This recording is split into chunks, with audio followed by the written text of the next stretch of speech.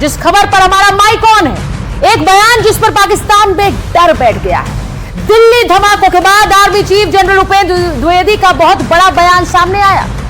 क्या यह बयान एक बड़ी कार्रवाई की तरफ इशारा कर रहा है? आज आपको यह बयान सुनवाऊंगी और बताऊंगी इस बयान के बाद पाकिस्तान में कैसा हड़कंप मचा है।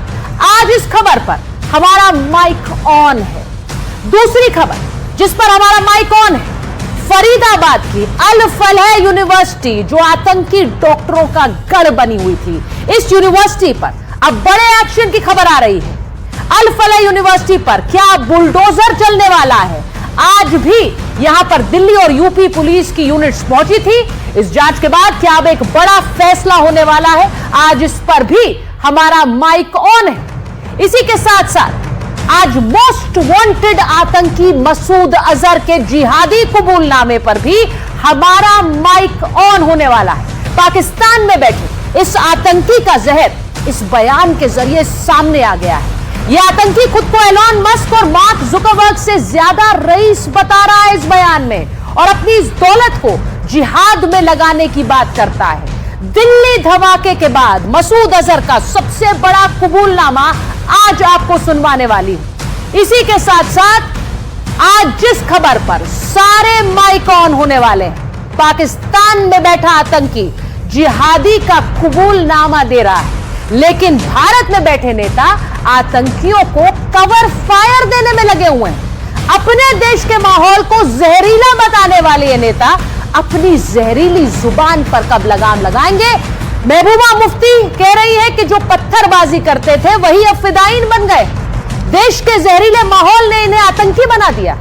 आतंकियों को बचाने की दलीलें ये नेता कहां से ढूंढ लाते हैं? और एक फारूक अब्दुल्ला साहब जिन्हें इन सब के बीच आतंक पर कार्रवाई नहीं बल्कि पाकिस्तान से बातचीत में ही हल नजर आता है। आज सबके माइक ऑन कर रही हूं इसी बड़ी खबर पर, लेकिन सबसे पहले आपको वो तस्वीर दिखाने जा रही हूं। वो तस्वीर जो आज की बड़ी कार्रवाई दिखाती है और उसके बाद सवाल उठाती है। इस तस्वीर को देखिए, ये वही आमिर राशिद अली है जिसके नाम पर दिल्ली धमाके में इस्तेमाल i20 कार रजिस्टर्ड थी। इसी आमिर ने उमर मोहम्मद के साथ मिलकर दिल्ली को दहलाने का प्लान बनाया था, साजिश रची थी, लेकिन अब ये एजेंसियों के हत्थे चढ़ गया है।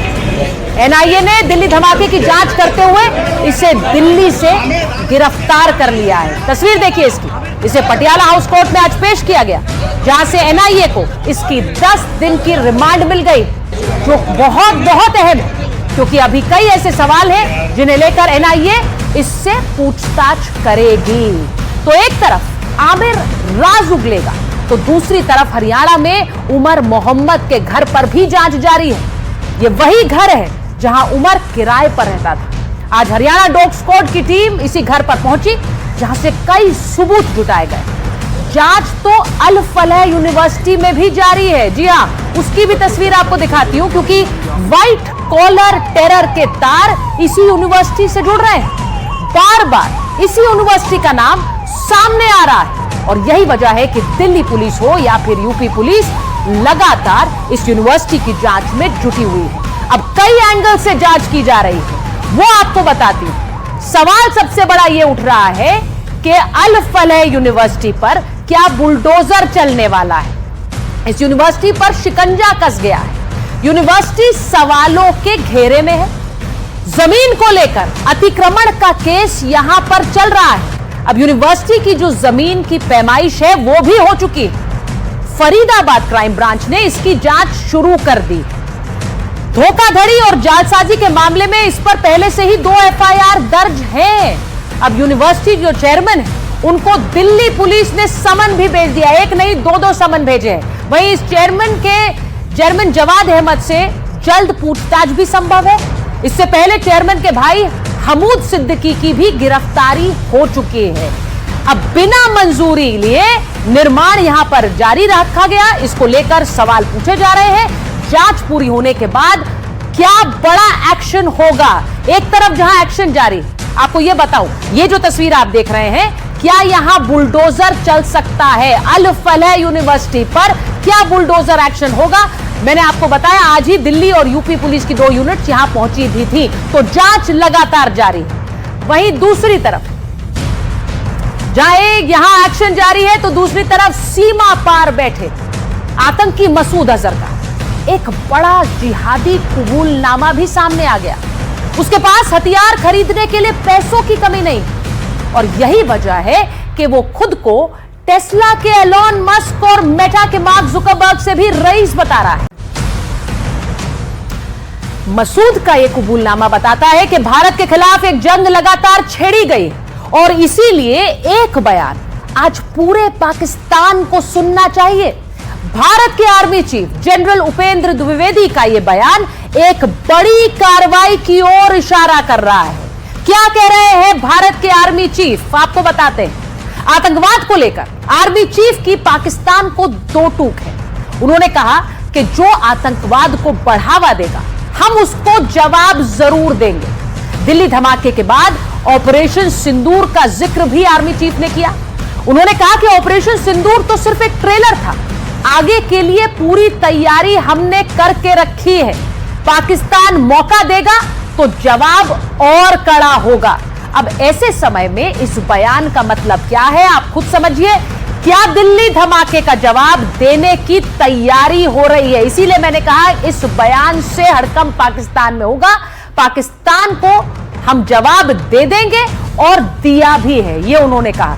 लेकिन उनका क्या करें जो घर में बैठकर, अब ये सवाल इसलिए पूछ रही हूं क्योंकि पाकिस्तान को जवाब देने का काम तो भारतीय सेना करेगी, लेकिन उनका क्या किया जाए जो घर में बैठकर आतंकियों के लिए हमदर्दी दिखा रहे हैं।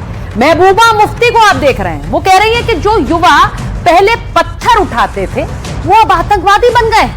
फारूक अब्दुल्ला एक और कदम आगे बढ़ गए, वो कह रहे हैं कि दोनों देश संबंधों को सुधारें, यानी वो फिर से बात कर रहे हैं पाकिस्तान से बातचीत करने की।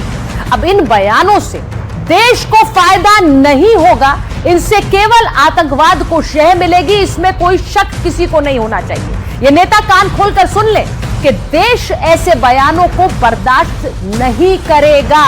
इस खबर पर सारे माइक ऑन कर रही हूं, पहले जरा बयान सुन लीजिए।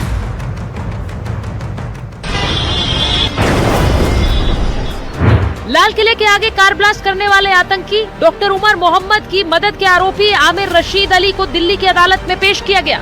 मुस्तैदी ऐसी थी कि परिंदा भी पर न मार पाए। कश्मीर के पंपोर के रहने वाले आमिर रशीद अली को अदालत ने 10 दिन के लिए एनआईए की हिरासत में भेज दिया है। कोर्ट के भीतर आमिर के सामने जज के सवाल थे, तो बाहर मीडिया के। आमिर किसके कहने पर अटक किया था? दिल्ली बम धमाके में डॉक्टरों के जिस व्हाइट कॉलर टेरर ग्रुप का खुलासा हुआ है, उनमें से कई कश्मीर के हैं, मुसलमान हैं, इसीलिए राजनीति शुरू हो गई। पूरे कश्मीर के साथ उन्हें पीड़ित दिखाने की होड़ शुरू हो गई। महबूबा को तो दिल्ली धमाके में कश्मीर की परेशानी की गूंज सुनाई देती। पहले तो नौजवान पत्थर उठाता था, बंदूक उठाता था, अब तो वो सुसाइड बॉम्बर बन गया। ये कहां से कहां आ गया हमारा जवान। मगर आप देखिए कश्मीर का मुसीबत जो हमारी थी वो परसों रेड फोर्ट लाल किले के सामने बोल पड़ी। आतंकवाद पर कार्रवाई हो रही है, लेकिन इन आतंकियों के लिए ममता खत्म नहीं होती। अब महबूबा मुफ्ती की बेटी इल्तिजा मुफ्ती को ही सुन लीजिए। It is a matter of great concern कि इसमें डॉक्टर्स वर इन्वॉल्व। जैसे अब पुलिस अपना वर्जन कह रही है कि white collar doctors were involved in this whole network, जो इनको मॉड्यूल मिला। आप मुझे बताइए, एक डॉक्टर ऐसा कारनामा क्यों करेगा? ये वही महबूबा मुफ्ती है जिन्होंने बुरहान वानी और आतंकियों को मासूम बताया था।